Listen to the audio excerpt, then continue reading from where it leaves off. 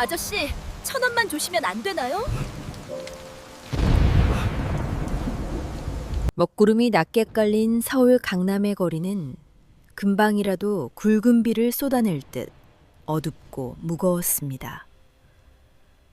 대한민국 굴지의 대기업을 이끄는 52살의 정태경 회장은 최고급 맞춤 정장을 입고 집무실의 통유리 창밖을 무표정하게 내려다보고 있었습니다. 세상 사람들은 그를 향해 모든 것을 다 가진 완벽한 권력자라 칭송했지만 그의 가슴속은 한겨울에 얼어붙은 툰드라처럼 차갑고 공허했습니다. 5년 전 정기 건강검진을 위해 들렀던 병원에서 무정자증이라는 절망적인 진단을 받은 그날 이후로 태경은 자신의 삶에서 가족이라는 따뜻한 단어를 완전히 도려내어 버렸습니다. 자신의 피를 이어받을 자식을 영원히 가질 수 없다는 깊은 상실감은 그를 찔러 피 한 방울 나오지 않을 냉혈한으로 만들었고, 오직 회사의 덩치를 키우고 그룹의 후계 구도를 무자비하게 굳건히 하는 일에만 광적으로 매달리게 했습니다. 평생을 바쳐 이룩한 거대한 제국의 꼭대기에서 그는 철저하게 고립된 섬과 같았습니다. 후두둑거리며 빗방울이 유리창을 매섭게 때리기 시작하자 태경은 무거운 발걸음을 돌려 퇴근길에 나섰습니다. 대리석으로 장식된 화려한 1층 로비를 지나 회전문을 밀고 밖으로 나오자 차가운 빗바람이 그의 서늘한 얼굴을 스치고 지나갔습니다. 검은색 대형 세단 옆에서 우산을 받쳐들고 대기하던 운전기사와 30년이라는 긴 세월 동안 그의 수족처럼 움직여온 최측근 박 이사가 그를 향해 깊이 허리를 숙였습니다. 태경이 무심한 눈빛으로 차에 오르려던 바로 그 찰나 건물 모퉁이의 어두운 구석에서 가늘고 떨리는 어린아이의 목소리가 들려왔습니다. 아저씨, 1,000원만 주시면 안 되나요? 그 작고 앳된 목소리가 거친 빗소리를 뚫고 태경의 귓가를 예리하게 파고들었습니다. 태경이 멈칫하며 고개를 돌리자 그곳에는 얇고 낡은 회색 티셔츠 한 장만 걸친 채 장대비를 흠뻑 맞고 있는 11살 남짓의 남자아이가 서 있었습니다. 아이의 머리카락은 빗물에 젖어 이마에 처참하게 달라붙어 있었고 밑창이 닳아버린 운동화는 이미 흙탕물에 푹 젖어 질척거리고 있었습니다. 아이는 지나가는 사람들을 향해 힘없이 고개를 숙이며 덜덜 떨리는 작은 손을 내밀고 있었지만 사람들은 옷에 빗물이 튈까봐 우산을 고쳤으며 차갑게 아이를 피해서 지나쳐갈 뿐이었습니다. 태경은 마치 발밑에 거대한 납덩이가 매달린 것처럼 그 자리에 못 박힌 듯 멈춰섰습니다. 평소에 그라면 길거리에 거린에게 눈길조차 주지 않고 차에 올랐겠지만 비에 젖어 창백하게 질린 아이의 파리한 얼굴을 보는 순간 알 수 없는 거대한 슬픔과 회한이 명치를 강하게 때리는 것을 느꼈습니다. 아이의 맑고도 애처로운 눈동자가 허공에서 태경의 시선과 얽혔습니다. 태경은 무언가에 홀린 사람처럼 자신도 모르게 천천히 아이를 향해 걸음을 옮기려 했습니다. 하지만 그때 태경의 곁에 서 있던 박 이사가 평소의 침착함과는 전혀 다르게 과도하게 매서운 눈빛을 번뜩이며 앞으로 나섰습니다. 경비원, 당장 저 아이를 끌어내지 않고 뭐 하는 건가? 박 이사의 날카로운 호통 소리에 놀란 아이가 겁에 질려 뒷걸음질을 치다 그만 빗물에 젖은 바닥에 미끄러져 크게 넘어지고 말았습니다. 아이가 소중하게 품에 안고 있던 낡은 가방의 지퍼가 열리면서 물에 젖은 낡은 공책과 몽당 연필들이 차가운 아스팔트 바닥으로 볼품없이 쏟아졌습니다. 아이는 다친 무릎의 아픔도 잊은 채 허겁지겁 바닥을 기며 젖은 공책을 주워 담으면서 연신 죄송합니다. 잘못했습니다. 라고 고개를 조아렸습니다. 박이사는 불결한 벌레를 보듯 미간을 찌푸리며 태경의 팔을 강하게 이끌었습니다. 회장님, 쓸데없는 동정심을 베푸시면 저런 부류들은 거머리처럼 계속해서 들러붙습니다. 어서 차에 오르시지요. 태경은 입술을 굳게 깨문 채 바닥에 엎드린 아이를 가만히 내려다보았습니다. 그때 아이의 덜덜 떨리는 입술 사이로 흘러나온 작은 중얼거림이 태경의 청각을 날카롭게 자극했습니다. 엄마가 이 주소로 찾아가면 도와줄 사람이 있다고 했는데. 그 말은 아주 작고 희미했지만 태경의 굳어버린 심장에 날카로운 쐐기를 박아넣기에 충분했습니다. 차에 올라타 최고급 주택가로 향하는 내내 태경이의 머릿속에는 빗속에서 떨고 있던 아이의 잔상과 박이사의 과도하게 예민했던 반응이 끊임없이 교차하며 맴돌았습니다. 30년을 곁에 둔 신복이었지만 오늘 박이사가 보여준 태도는 단순한 경호나 의전을 넘어선 알 수 없는 초조함과 맹렬한 적의가 섞여 있었습니다. 보통의 비서라면 조용히 돈을 쥐어주어 돌려보냈을 텐데 경비원을 부르며 아이를 거칠게 내쫓으려 한 행동은 무언가를 필사적으로 감추려는 자의 방어 기제처럼 보였습니다. 더욱이 아이가 떨어뜨린 낡은 공책과 엄마가 가르쳐 주었다는 회사의 주소는 결코 단순한 우연으로 치부할 수 없는 무거운 직감을 태경에게 안겨주었습니다. 태경의 냉철한 이성은 이것이 단순한 구걸이 아님을 강렬하게 경고하고 있었습니다. 텅 빈 거실에 앉아 밤새 뜬 눈으로 밤을 지새운 태경은 다음 날 날이 밝자마자 회사로 출근하는 대신 5년 전 자신에게 무정자증이라는 절망적인 판정을 내렸던 비뇨기과 전문병원으로 차를 돌렸습니다. 사전 연락도 없이 경호원들을 대동하고 들이닥친 대기업 회장의 서늘한 모습에 병원 원장은 사색이 되어 자리에서 일어났습니다. 태경은 진료실 문을 굳게 닫고 원장 앞에 마주 앉아 5년 전의 모든 의료 기록과 원본 데이터를 당장 가져오라고 지시했습니다. 원장의 두 손은 덜덜 떨리고 있었고 이마에는 굵은 식은땀이 맺혀 뚝뚝 떨어지고 있었습니다. 태경의 날카롭고 집요한 추궁이 1시간 넘게 이어지자 극도의 압박감을 견디지 못한 원장은 결국 바닥에 무릎을 꿇고 충격적이고도 추악한 진실을 토해냈습니다. 회장님, 정말 죽을 죄를 지었습니다. 5년 전 회장님께 전달된 그 검사 결과는 철저하게 조작된 가짜였습니다. 태경의 눈동자가 지진이라도 난 듯 거세게 흔들렸습니다. 원장의 입에서 흘러나온 자백은 태경의 세상을 송두리째 무너뜨렸습니다.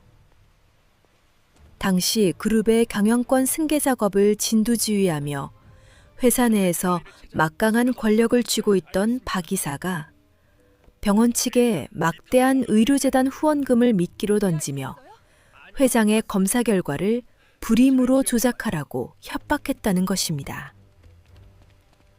태경이 윤서진이라는 평범한 배경의 여자와 가정을 꾸리고 자식에게 정을 쏟게 되면 그룹의 냉혹한 승계 싸움에서 약점을 잡히고 판단력이 흐려질 것을 우려한 박 이사가 자신의 권력을 유지하기 위해 벌인 독단적이고 끔찍한 계략이었습니다. 태경은 자신의 두 귀를 의심하며 자리에서 비틀거리며 일어났습니다.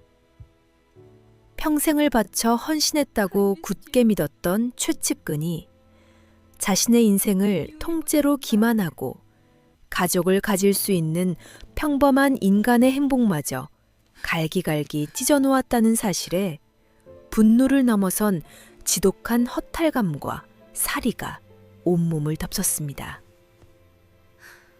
그렇다면 어제 비바람 속에서 천원을 구걸하던 그 아이가 찾던 사람이 바로 자신일지도 모른다는 확신이 픽대선 뇌리를 번개처럼 스치고 지나갔습니다. 태경은 병원을 박차고 나와 즉시 사설 탐정팀과 비서실에 신뢰할 수 있는 소수 인력을 총동원하여 그 아이의 행방을 샅샅이 뒤지기 시작했습니다. 아이의 이름이 민준이라는 것과 아이의 어머니가 현재 서울 변두리의 한 낡은 요양병원 중환자실에 위독한 상태로 입원해 있다는 사실을 알아내는 데는 채 반나절도 걸리지 않았습니다. 병실 문 앞에 선 태경의 심장은 금방이라도 갈비뼈를 부수고 나올 것처럼 맹렬하게 요동치고 있었습니다.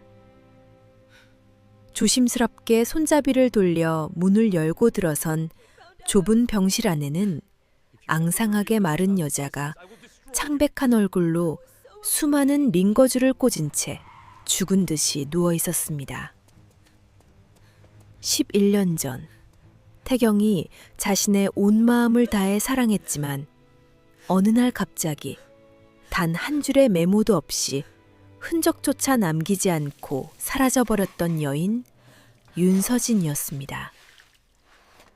인기척에 힘겹고게 무거운 눈꺼풀을 뜬 서진은 태경의 굳어진 얼굴을 발견하고는 믿을 수 없다는 듯 하염없이 뜨거운 눈물을 흘려보냈습니다. 서진은 바들바들 떨리는 마른 손으로 베개 밑을 뒤적여 낡고 빛바랜 초음파 사진 한 장을 꺼내어 태경에게 건넸습니다. 태경 씨, 우리 아이입니다. 11년 전 당신에게 이 귀한 생명의 소식을 알리려고 부푼 가슴을 안고 회사로 찾아갔을 때 로비에서 나를 막아선 사람은 다름 아닌 박 이사였습니다.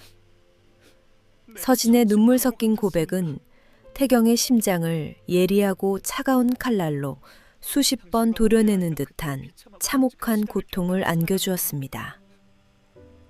11년 전 서진이 태경의 아이를 가졌다는 사실을 알아챈 박 이사는 사설 경호원들을 동원해 그녀를 납치하다시피 외곽에 버려진 창고로 끌고 가 끔찍한 협박을 가했습니다. 만약 회장님의 흠집 없는 앞길을 막고 이 아이의 존재를 세상에 알린다면 당신과 뱃속의 아이 모두 쥐도 새도 모르게 차가운 바다 밑바닥에 수장시켜버리겠다고 말입니다.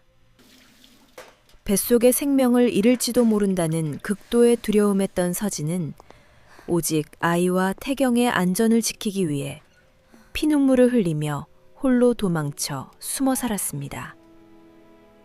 그녀는 식당 주방부터 건물 청소까지 뼈가 부서지도록 굳은 일을 하며 오직 민준을 키우는 일에만 매달렸습니다.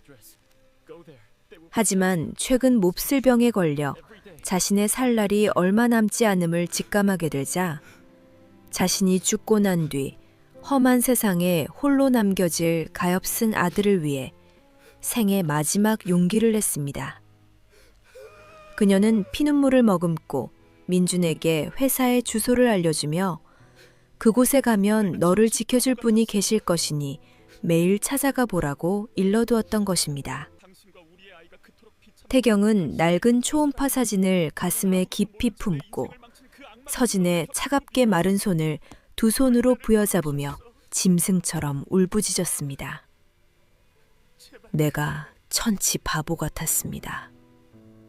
당신과 우리의 아이가 그토록 비참하고 끔찍한 시간을 견디며 살아가는 동안 나는 아무것도 모른 채 내 인생을 망친 그 악마 같은 놈을 곁에 두고 믿고 있었습니다. 52살에 피도 눈물도 없다던 거물 회장이 좁은 병실 바닥에 무릎을 꿇고 쏟아내는 처절한 참회의 눈물은 병실 안을 짙고 먹먹한 슬픔으로 가득 채웠습니다. 서진은 앙상한 손을 뻗어 태경의 젖은 뺨을 어루만지며 이제라도 당신이 민준이의 아버지가 되어줄 수 있다면 자신은 웃으며 떠날 수 있다고 속삭였습니다. 모든 잔혹한 진실을 온몸으로 마주한 태경의 깊은 슬픔은 이내 차갑고도 맹렬하게 타오르는 지옥불 같은 분노로 바뀌었습니다. 태경은 눈물을 거칠게 닦아내고 특유의 서늘하고 압도적인 표정으로 회사로 돌아왔습니다. 회장실로 박 이사를 즉각 호출한 태경은 책상 위에 조작된 5년 전의 의료기록 원본과 서진의 이름이 적힌 진단서를 말없이 던졌습니다. 서류를 확인한 박 이사의 얼굴이 순식간에 잿빛으로 변하며 변명을 늘어놓으려 했지만 태경의 입에서 나오는 선고는 단 한 치의 자비나 타협도 없었습니다. 자네는 회사를 위한다는 알량하고 역겨운 핑계로 내 인생을 기만하고 내 가족의 목숨을 짓밟았네. 태경의 목소리는 폭풍 전야의 바다처럼 고요했지만 그 이면에는 절대적이고 파괴적인 파멸이 담겨 있었습니다. 태경은 천박한 물리적인 폭력이나 고성을 지르지 않았습니다. 대신 그는 박 이사가 30년 동안 평생을 바쳐 쌓아올린 회사 내의 모든 권력과 직위, 그리고 그가 회사의 돈을 횡령해 소유한 막대한 차명 주식과 불법 자산의 내역을 낱낱이 파헤쳐 검찰의 특수부에 직접 고발하는 서류에 무심하게 서명했습니다. 너의 그 더러운 충성심의 대가가 어떤 끔찍한 지옥인지 남은 평생 동안 차가운 철창 안에서 뼈저리게 느끼며 썩어가게 될 것이다. 당장 내 회사에서 내 눈앞에서 꺼져라. 박 이사는 그제야 자신이 결코 건드려서는 안 될 영린을 건드렸음을 깨닫고 바닥에 납작 엎드려 제발 살려달라며 바지가랑이를 붙잡고 빌었지만 태경은 싸늘하게 등을 돌려 덩처쳐 큰 보안 요원들에게 그를 개 끌듯이 끌어내라고 지시했습니다. 피 한 방울 튀지 않았지만 그 어떤 복수보다 완벽하고 소리 없는 처절한 응징이었습니다. 그 길로 태경은 서진이 입원한 뒤 잠시 아동보호센터에 임시로 맡겨져 있던 민준을 데리러 미친 듯이 차를 몰아 달려갔습니다. 센터의 낡고 차가운 대기실 의자에 잔뜩 웅크리고 앉아 불안에 떨고 있던 민준은 문을 열고 들어오는 태경을 보자마자 놀란 눈으로 일어섰습니다. 태경은 아이의 눈높이에 맞춰 바닥에 무릎을 굽히고 앉아 두 손으로 아이의 좁고 가녀린 어깨를 부서질 듯 감싸 안았습니다. 민준아, 내가 너무 늦게 와서 정말 미안하다. 아빠가 우리 민준이를 데리러 왔어. 아빠라는 그 단어가 입 밖으로 튀어나오는 순간 태경의 붉어진 눈에서 다시 한번 뜨거운 눈물이 봇물 터지듯 흘러내렸습니다. 민주는 처음에는 너무나 놀라 얼떨떨한 표정을 지으며 뒷걸음질을 쳤지만 이내 태경의 진심 어린 뜨거운 눈물과 그 넓고 단단한 품에서 전해지는 설명할 수 없는 핏젖줄의 강렬한 온기를 느끼고는 작은 두 팔로 태경의 목을 꽉 끌어안고 참았던 서러운 울음을 터뜨렸습니다. 11년 만에 처음으로 소리내어 불러본 아빠라는 이름이 두 사람의 길고 길었던 텅 빈 가슴을 눈물과 함께 따뜻하게 채워주었습니다. 태경은 민준의 작은 손을 자신의 큰 손으로 굳게 잡고 서진이 있는 병원으로 다시 향했습니다. 태경은 대한민국의 내로라 하는 최고의 의료진을 전부 동원하여 서진의 치료를 전담하게 했고 밤낮을 가리지 않고 지극정성으로 간호하며 잃어버린 11년의 고통스러운 시간을 보상하기 위해 자신의 모든 부와 권력을 바쳤습니다. 정성이 하늘에 닿은 것인지 기적처럼 서진의 병세는 서서히 호전되었고 몇 달의 시간이 흐른 뒤 세 사람은 태경의 넓고 따뜻한 정원이 있는 저택으로 마침내 함께 들어올 수 있었습니다. 따사로운 봄 햇살이 가득 쏟아지는 넓디 넓은 저택의 거실 바닥에 엎드려 민주는 커다란 도화지에 형형색색의 크레파스로 그림을 그리고 있었습니다. 아빠, 엄마, 그리고 자신이 손을 꽉 잡고 활짝 웃고 있는 그림 아래에는 삐뚤빼뚤하지만 힘주어 쓴 글씨로 우리 가족이라고 적혀 있었습니다. 태경은 소파에 앉아 곁에 있는 서진의 어깨를 따뜻하게 감싸 안으며 그 평화로운 그림을 세상에서 가장 귀한 보물을 보듯 바라보았습니다.